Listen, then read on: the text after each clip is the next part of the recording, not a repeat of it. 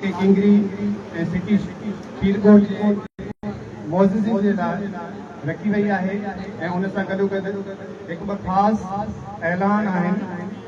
जेकी तव्हां सां वंडींदासीं। सभ खां वॾो ऐलान पाकिस्तान मुस्लिम लीग फंक्शन जो ख़ुशी जो ॾींहुं आहे त लाड़काणे जो बबर शेर सरदार मौज़म खान पंहिंजे राज भाग दोस्तनि सां गॾु पाकिस्तान मुस्लिम लीग फंक्शनल में शमूलियत जो ऐलान करे आहिनि। आला हज़रत पीर साईं बागाला जे रहबरीअ में सरदार मौज़म खान जन पाकिस्तान मुस्लिम लीग फंक्शन के बाज़ाब्ता तौर अॼु ज्वाइन कनि था। तव्हां सभिनी खे ख़ुशियूं ऐं मुबारकूं हुजनि।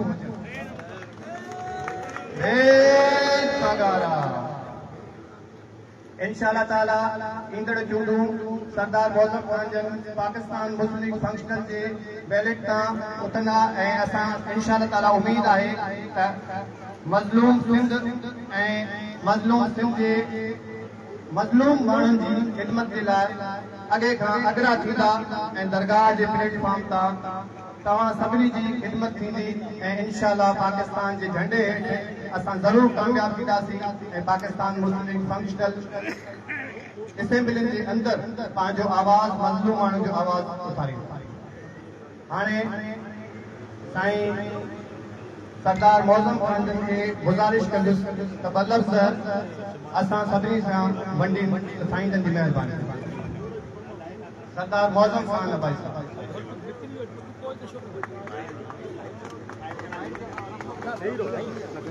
भाईजान अगते न अदा रही रो साईं मानू सब कोई ते तो सब कोई ते मेहरबानी करो साईं सर पुट मेहरबानी करो।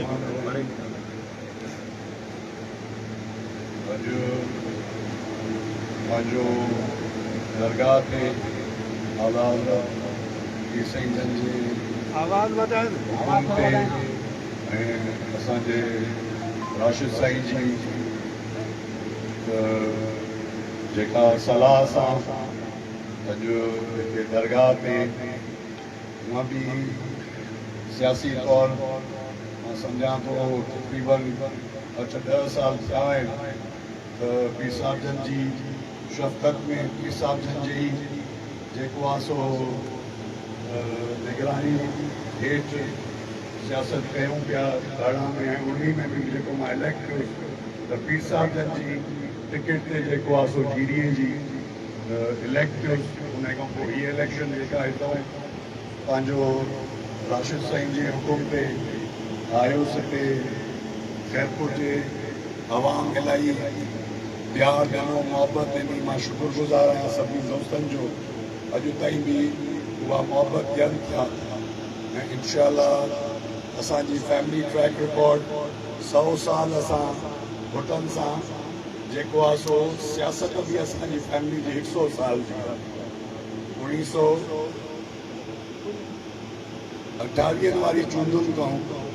असां शाहनवाज़ सां गॾु ज़ुल्फ़कार भुट्टे सां गॾु शहीद सां मोहतरमा बेनज़ीर भुट्टो शहबा शहीद सां सियासत कईसीं असांजी फैमिली ऐं कमिटेड रहियासीं। पर अॼु मां सम्झां थो त ज़रदारी ऐं ज़रदारी जे हवाले जेका पीपल्स पार्टी जी हालत कई आहे त अॼु को बि सिंध में मां सम्झां थो त सियासी सोच या हिकिड़ो इज़तदार माण्हू उते मुतमैन न आहे त को मजबूरी खां माण्हू वेठा आहिनि। इन ई इक़्तिदार जी हासिलात ऐं इक़्तिदार जे हिकिड़ो गॾु हींअर इंशाअल्लाह पीर साईं जन जी वॾी शफ़क़त आहे जो मान बख़्शूं इज़त ॾिनऊं ऐं पंहिंजे पार्टी में जेको आहे सो मौक़ो ॾिनऊं कमु करण जो। इंशाअल्लाह असांखे का बि हिते ॿी का पंहिंजी ज़ाती या को लालच या अहिड़ी शइ न आहे पर इंशाअल्लाह पीर साईं जो कारकुन थी ईअं ई अर्ज़ु कयां त जीअं पीर साईं जा ॿिया हो आहिनि इंशाअल्लाह पीर साईं जो हुर थी हिते सॼी सिंध में दोस्तनि जे लाइ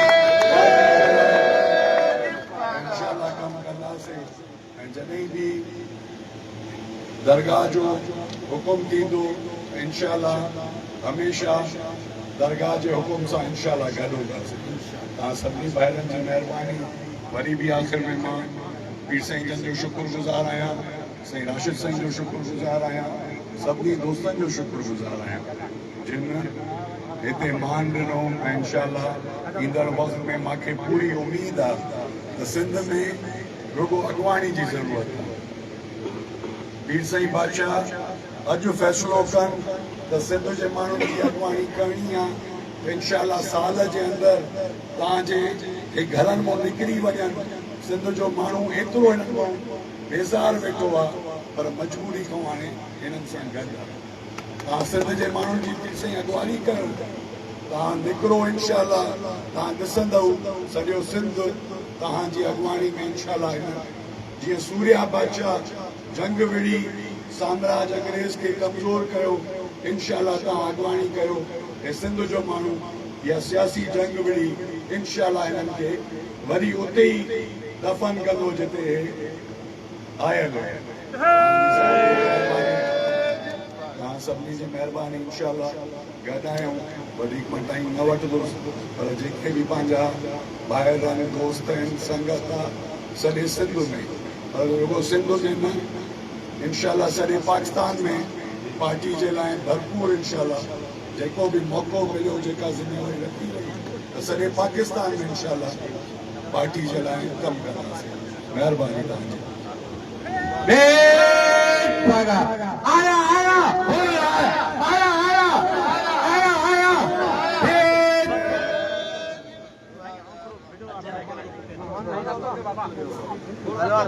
ये हुआ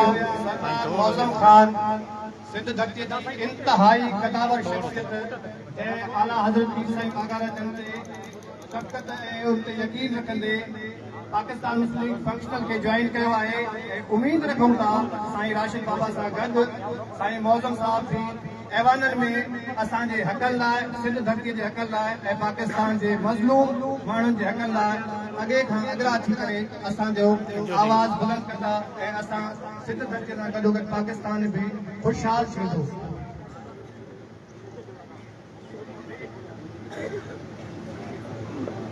छो त ईद जो मौक़ो आहे ऐं आला हज़रत पीर साईं बागारा जन हमेशह जमायत सां गॾोगॾु पंहिंजे ॻोठ वारनि खे बि न विसारींदा आहिनि, जंहिंजे लाइ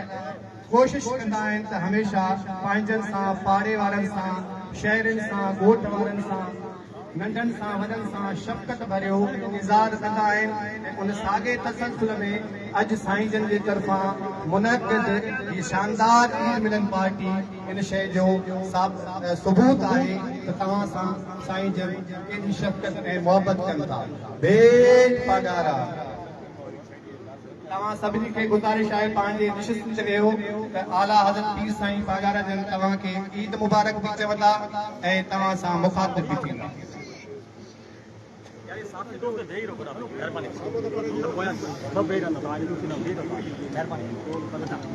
सभी बीठल दोस्तनि खे गुज़ारिश आहे त पंहिंजे निशिस्त ते वेहो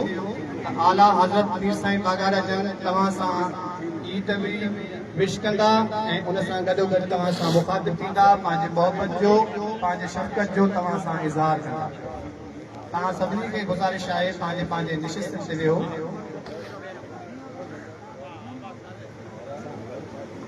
अमन जी धरती, पीरगोट जी धरती ऐं रोज़े दड़ी जी धरती ते सभिनी बीठलनि दोस्तनि खे ऐं आयल महिमान गिराम खे भलीकार चऊं था। रोज़े दड़ी जे अंगण ते असां बीठा आहियूं ऐं इन शइ जो असां वचन कयूं था त आला हज़रत पीर साईं बागारा जन जे रहबरीअ में ऐं उन्हनि जी क़यादत में असां सभु सिंध ऐं पाकिस्तान जे ख़ुशहालीअ जो सबबु बणिबासीं। सभिनी खे गुज़ारिश आहे पंहिंजे निशिस्त ते वेहो। आला हज़रत पीर साईं बागारा जन तव्हां सां मुखातिब थींदा। दोस्तनि खे गुज़ारिश आहे मानी बि लॻे थी ऐं आला हज़रत पीर साईं बागारा जन खे तव्हां सां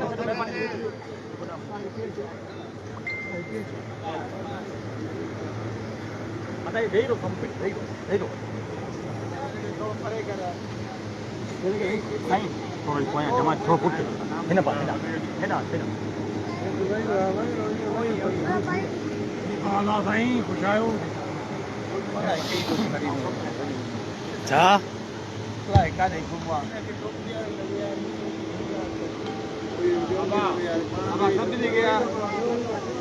फकीर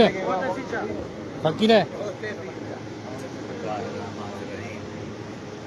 अस्सलामुअलैकुम तव्हां सभिनी खे ईद जी मुबारक हुजे दादा वेही रहो केॾा रोज़नि जी मुबारक हुजे पाणी न संगे ॾे ख़ुदा ताला तव्हांजी इबादत रोज़ा क़बूल फरमाए साईं अब्बासी साहब काफ़ी वक़्त खां प्रोग्राम ठाहे वेठा जो फंक्शनल में जॉइन कयो मां बि आराम सां वेठो कि बाबा असां सभु GD में त आहियूं आम खां तव्हां फंक्शनल में जॉइन कंदव अॻु में बहितर इहो आहे पंहिंजे मिट माइटनि सां ॻाल्हायो कोई नाराज़गी न ज़ाहिर करे नाराज़ न थिए छो जे जॾहिं हिकिड़ी ॿेड़ी में हलूं पिया त ज़रूरी न हो जो कुझु फंक्शनल में थिए GD में त गॾु आहियूं लेकिन साईं जॾहिं मूंखे ॿुधायो जो मां कुझु बि थिए मूंखे जॉइन करणी आहे मां जो हाणे पंहिंजे माइटनि सां पंहिंजी संगत सां सलाह कयो छो जो मां कॾहिं बि न चाहींदुसि GD में जो बि पार्टी असां सां आहे नंढी या वॾी उन पार्टी जे माण्हू खे कॾहिं फंक्शनल मां जॉइन करायां इहो मूंखे ॻाल्हि कतई न वणंदी जॾहिं गॾु आहियूं त हलूं था लेकिन साईं चयो मां पंहिंजी संगत सां माइटनि सां सलाह करे वरिती आहे मां जेको भले तव्हां अचो मां ॻोठायां साईं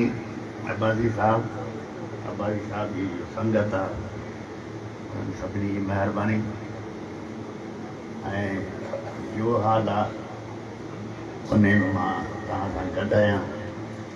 अॻ में GD जा कुझु माण्हू इहो सम्झंदा रहिया जो थी सघे कि मां GD खे छॾे वञा मां चयो मां आख़िरी माण्हू GD खे छॾंदो तव्हां मां कोई न कोई छॾे हले वेंदो लेकिन मां आख़िरी माण्हू ऐं मां साबित करे ॾेखारियो जंहिंखे वञणा हलिया विया हाणे जो GD खे छॾे ॿाहिरि विया आहिनि हाणे हुते बि उन्हनि जी जो इज़त थिए पई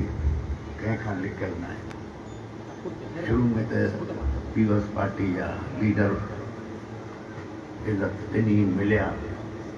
जॾहिं हिननि जॉइन करे वरितो उन खां पोइ हाणे मां सम्झां थो होम ते बि नथो हिननि खे मिले अब्बासी साहब हितां अॻु में बि इलेक्शन विढ़िया आहिनि ऐं इंशाअल्लाह आईंदा बि विढ़ंदा जो मुंहिंजो हाल आहे अब्बासी साहब जी जो संगत आहे उहो इंशाअल्लाह मुंहिंजी ज़ात मां मायूस न थींदी जो मुंहिंजो हाल आहे मां तव्हां सां गॾु आहियां ऐं जेतिरे क़दुरु इलेक्शन जो अॻु में गुज़री विया नंढे ॿार खे बि ख़बर हुई इलेक्शन सभिनी जो सौदो थियल हो छो जे महीनो अॻु में ई असांखे अंदाज़ो थी वियो जॾहिं ऑफिसरनि फ़ोन करणु छॾे ॾिनो पोइ कुझु दोस्त आया उन्हनि चयो साईं तव्हां खाम खां तव्हां ज़िद कयो सॼे इलेक्शन जो सौदो थी वियो ऐं इन हद ताईं बि थियो आहे जो केरु खटे केरु न खटे इन हद ताईं बि थी वियो आहे मूंखे 3-4 नाला ॿुधायो जो साईं हे त तव्हांजा नथा खटनि मां चयो अञा इलेक्शन थी न आहे एडवांस में वियो फलाणा माण्हू कुझु बि थियनि तव्हां खटी बि वञो रिज़ल्ट तव्हांजे हक़ में न ईंदो ऐं उहो ई थियो हो ज़मानो ॿियो हुयो वक़्तु ॿियो हुयो हाणे पोज़ीशन इहो आहे 3 वक़्त जी ज़मानी छा हिकु वक़्त जे लाइ बि माण्हुनि जो चुल्हो नथो भरे, एतिरी महांगाई थी वई आहे। ईद जा 2-4 ॾींहं गुज़रनि, इन में तव्हांखे अंदाज़ो थी वेंदो जो तव्हां सोचींदव जो गोश्त ख़रीद कयूं या सब्ज़ी ख़रीद कयूं। दाल ऐं सब्ज़ी ऐं गोश्त जी क़ीमत वञी बराबरि हुई आहे। इन हद ताईं महांगाई अची वई आहे। ख़ुदा हर कंहिंखे पंहिंजे हिफ़्ज़ अमान में रखे, इज़त वारे जी इज़त बचाए। मां तव्हांजो अब्बासी साहब, तव्हांजी दोस्तनि जो, संगत साथ जो शुक्रिया अदा कयां थो ऐं इंशाअल्लाह जहिड़ो हाल आहे मां तव्हां सां आहियां। तव्हां सभिनी जी महिरबानी, असांजे ॻोठ वारनि जी महिरबानी, पाड़े वारनि जी महिरबानी। हमेशह असांजे ॻोठ वारा असां सां गमी ख़ुशी में बीठा आहिनि, पाड़े वारा बि बीठा आहिनि। तव्हां सभिनी जी महिरबानी, ख़ुदा तव्हां सभिनी खे ख़ुशि रखे। ऐं अॻिते जो हालात अचनि पिया, तमामु ॾुखिया हालात पिया अचनि, ख़ुदा उन हालात मां बि सभिनी जी रहनुमाई करे इज़त वारो वक़्तु गुज़ारे। आमीन। ख़ुदा ख़ुशि रखे।